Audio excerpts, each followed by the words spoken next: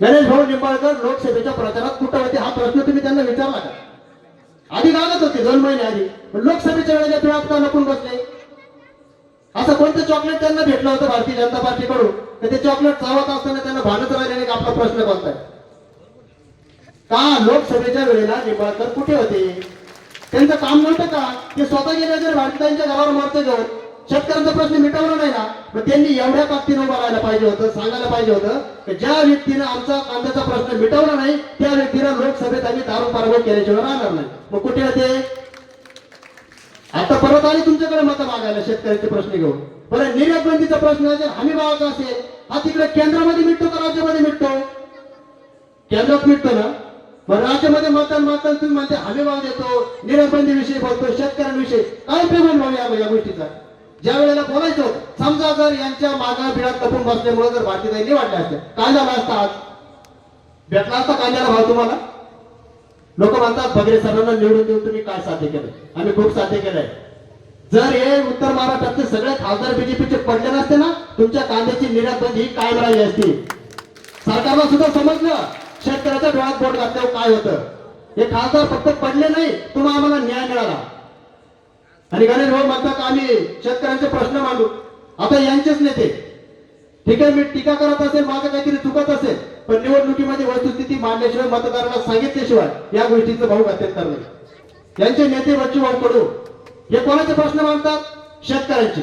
आपण युट्यूबला असेल कुठे असेल बच्चूभाऊंचे व्हिडिओ काय पाहतो? शेतकऱ्यांसाठी आवाज उठवणारा नेता. म्हणजे आपण फक्त एखाद्या वेळी म्हणतो फक्त आवाज उठवून चालणार नाही, आपल्याला आता सत्ता पाहिजे. बच्चू भाऊंना उद्धव ठाकरे साहेबांच्या काळामध्ये 2.5 वर्ष नाही त्यांना पूर्ण दिलं होतं. कृषी राज्यमंत्रीपद भेटलं होतं, शेतकऱ्यांची सेवा करण्याची संधी मिळाली होती. काय केलं शेतकऱ्यांसाठी बच्चू भाऊंनी?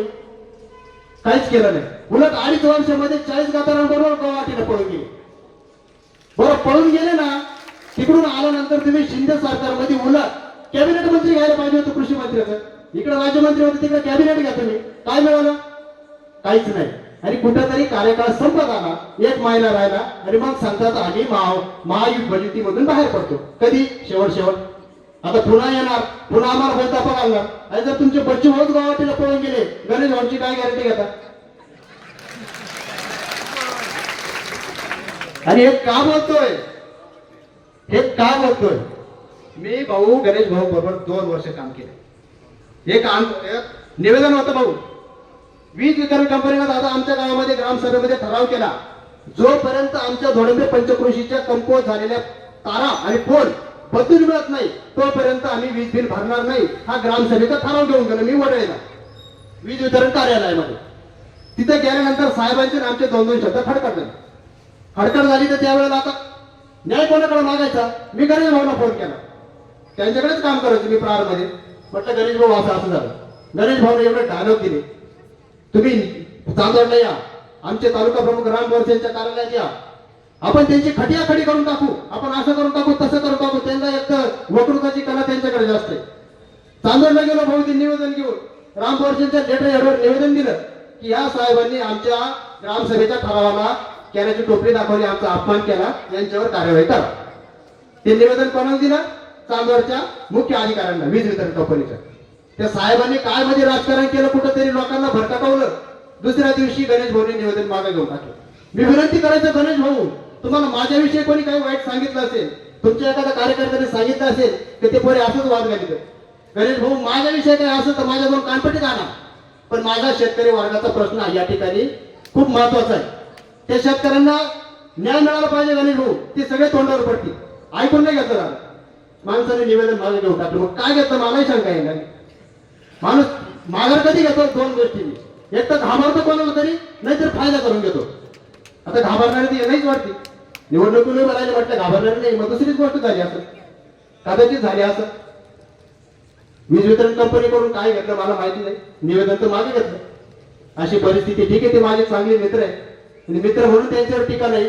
या चांदोड मतदारसंघाचं नेतृत्व करण्याची त्यांची इच्छा आहे, पण त्यांच्यामध्ये भाऊ सवय आहे एखादं निवेदन घ्यायचं, सुरुवात करायची, समोरच्याला ब्लॅकमेल करायचं, निम्यातून पळून जायचं. असा पळून जाणारा नेता आम्हाला नको.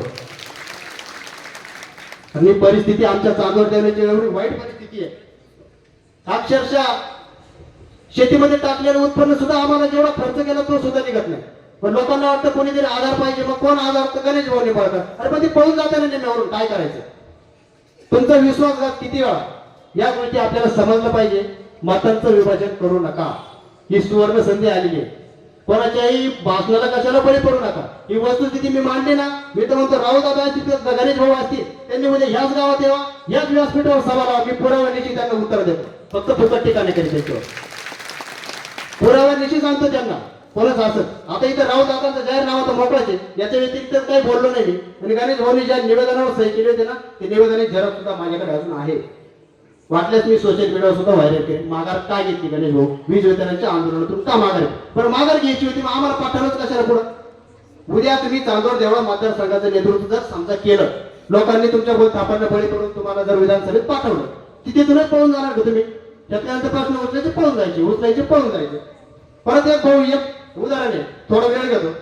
मार्केट कमिटीमध्ये कृषी प्रदर्शन भरवलं होतं. कृषी प्रदर्शनाचं काय झालं आम्हाला माहित नाही, पण एक गणेश भाऊंचा व्हिडिओ आला होता, सगळ्यांनी पाहिला असेल की म्हणजे या मार्केट कमिटीमध्ये कृषी प्रदर्शन भरवलं, लाखो रुपये याने लाटले, उद्या मी कोर्टात जाणार. व्हिडिओ काढला पण कोर्टात गेलेच नाही ना. व्हिडिओ फक्त ब्लॅकमेल करायला कोर्टात काढला का? कोर्टात का गेले नाही? तुम्ही कोर्टात जा आणि मग व्हायरल करा तुम्ही हे बा यांच्यावर गुन्हा दाखल केला, म्हणजे तुम्ही फक्त भीती दाखवता एखाद्याला. मी कोर्टात जाणार आहे, बर मला नाही बाबा थोडंसं, पण मी कोर्टात नाही जात. वीज वितरणवर तुम्ही कुठेतरी प्रेशर टाकणार आहे, नाही बाबा मला काहीतरी दे, मग मी तुमचं आंदोलनाचं निवेदन मागे घेतो. भारतीतांनी भीती दाखवायची. आता भारतीतांनी 100% माहिती होतं की गणेश भाऊ निंबाळकर जर प्रचारामध्ये उतरले तर आपल्याला खूप मोठा फटका बसणार आहे. त्यांना माहिती होतं. त्यांनी बरोबर यांना कधीतरी काहीतरी चॉकलेट दिलं, भाऊ काहीच बोलू नको, शांत बस. हे झालं ना? हा विश्वासघात कोणाचा आहे हो? सर्वसामान्य जनतेचा विश्वासघात केला ना तुम्ही. तर तुम्हाला मत मागण्याचा काय अधिकार आहे? शेतकऱ्यांचं नाव घेण्याचा काय अधिकार आहे? निम्यातून पळून जायचं, स्वतःचा स्वार्थ साधायचा आणि सांगायचं आम्ही शेतकरी नेते. या बोलतापा बंद करा आणि आपण सर्वांनी सुद्धा या गोष्टी लक्षात घेतल्या पाहिजे. फसायचं नाही, मताचं विभाजन करू नका एवढी विनंती आपल्याला करतो. आणि भाऊंचा विषय, भाऊ काही लोक म्हणतात